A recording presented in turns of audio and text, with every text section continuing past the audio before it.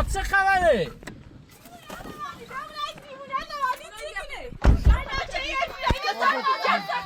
ایگو چله راشید یا میگو چله بود مدرچم زن ما دیونه روانی این دستره نه دوست یا بگن چرا بدش نبینیم چرا بدش نبینیم پس جم این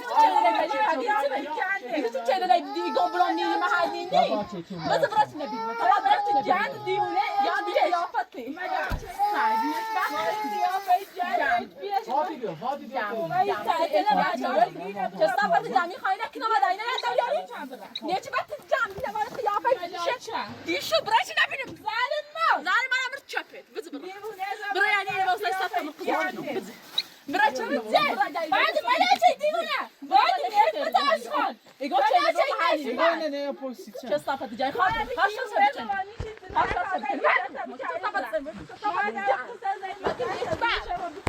برکو چی دیونه روانی ایت رو میکنه هرچی روز بیا برش نبینیم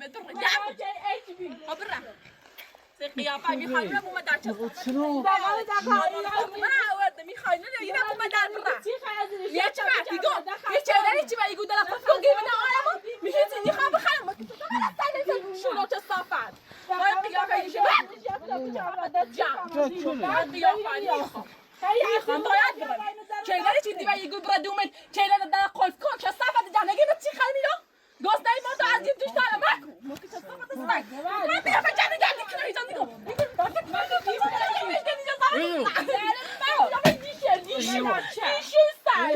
چه صافت ساش باید قیافه بگی چه صافت دست بشکنی باید که ازت جندید ماشاءالله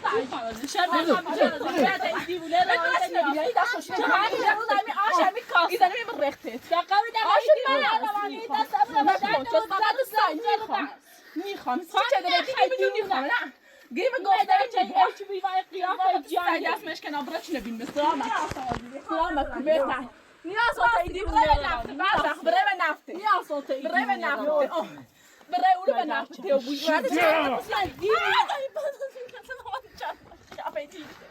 ماش خلاص سایت فهمش کنه تو سمت سایت قیافه دیشه دیشو دستافت جان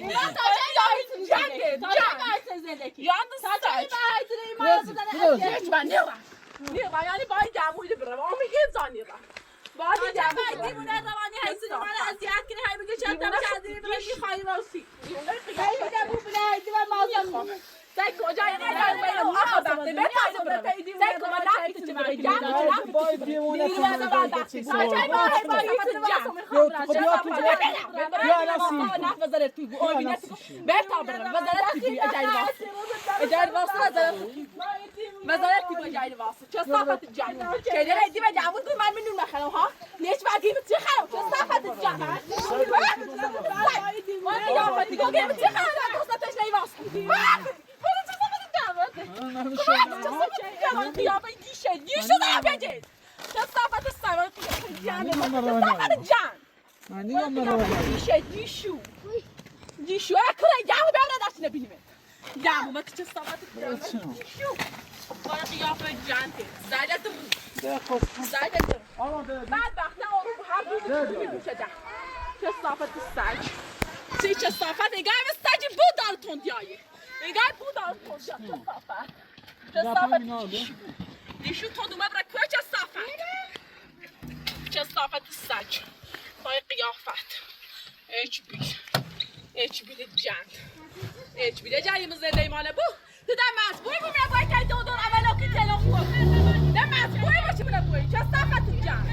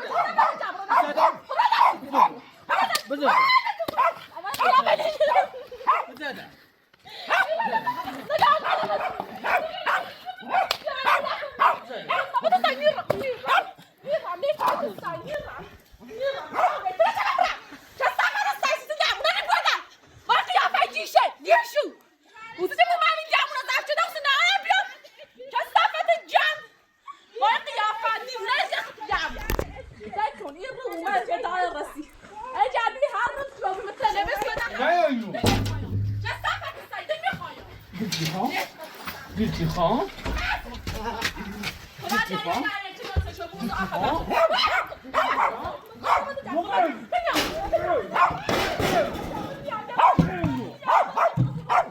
نه اینو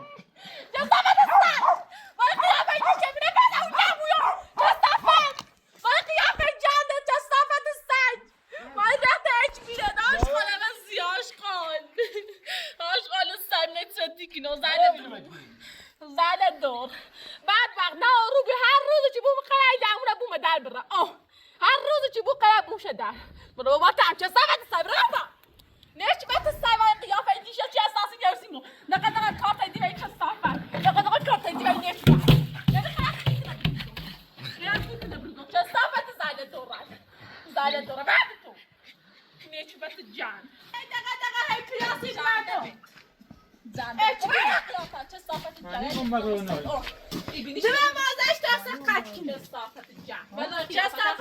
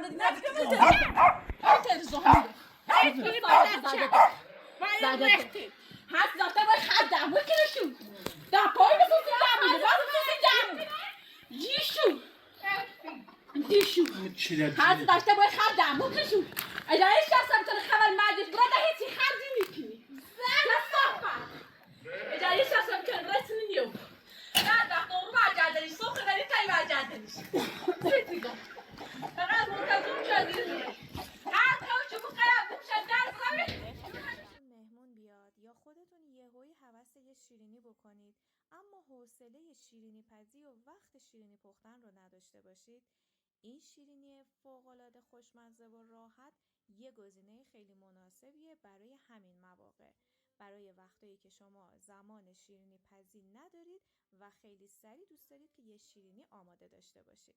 سلام به خوشمزه پزای کانال با آشپزخونه کیمیا، خیلی خوش اومدین. بریم که با هم این شیرینی لایه‌ای فوق‌العاده راحت رو درست کنیم. دوستان اگر زیرنویس ویدیوها مانع دیدن ویدیو میشه، شما میتونید از بالا سمت چپ گزینه CC رو غیر فعال کنید تا زیرنویس ها برای شما نشون داده نشه. من از یک عدد خمیر هزارلا استفاده کردم. خمیر هزارلا رو باید 1-2 ساعت قبل داخل محیط آشپزخونه بذارید تا همدمای محیط بشه، اما خیلی زیاد گرم نشه. من از خمیر هزارلای هومینا استفاده کردم. این برندی هست که من استفاده میکنم و ازش راضی هستم. همونطور که گفتم این شیرینی باید خمیرش سرد باشه. اگر خمیرتون گرم باشه داخل فر که میذارید به روغن میفته و بافت شیرینیتون خوب نمیشه. فیلینگ دلخواهتون رو روی خمیر بزنید. من از کرم لوتوس استفاده کردم، شما میتونید از هر نوع کرمی که دوست دارید استفاده کنید. خیلی نازک من این مواد رو روی خمیرم پهن میکنم. همونطور که گفتم به هیچ عنوان خمیرتون گرم نشه، خمیر باید سرد باشه و بعد از اینکه کرمتون رو روی سطح کارتون کشیدید، 4 طرف خمیر رو باید خیلی نازک دوربری کنید. این کار باعث میشه که شیرینی شما داخل فر خیلی خوب پف کنه. بعد از اینکه 4 طرف خمیر رو گرفتیم، خمیرمون رو به نوارهای حدود 1.5 سانت تا 2 سانت برش میدیم. همه نوارا بهتره که هم اندازه باشه. دوستان با این خمیر خیلی راحت شما میتونید شیرینی آماده کنید که من مدل‌های مختلفش رو داخل کانال آپلود کردم. لینکش رو براتون میذارم، میتونید ببینید و استفاده کنید. فوق‌العاده گزینه خوبیه برای وقتایی که فرصت آشپزی ندارید. بعد از اینکه نوارها رو کامل جدا کردیم، اونها رو به شکلی که داخل ویدیو میبینید باید جمع کنید. دو طرف شیرینی رو به یک اندازه رول میکنید و تا وسط خمیر این رول کردن رو ادامه میدید. فر رو حتما برای این مدل شیرینی ها از قبل، از حدود نیم ساعت قبل خوب باید گرم کنید. اگر فرتون داغ نباشه بافت شیرینیتون هم خوب نمیشه.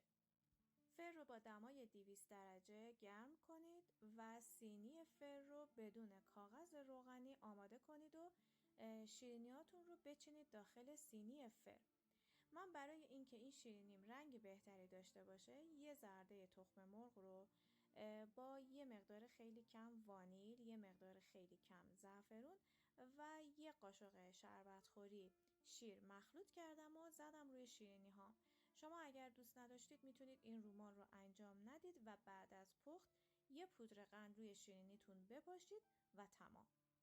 خب این شیرینی هامون رو بعد از اینکه داخل سینی فر چیدیم میذاریم داخل فر.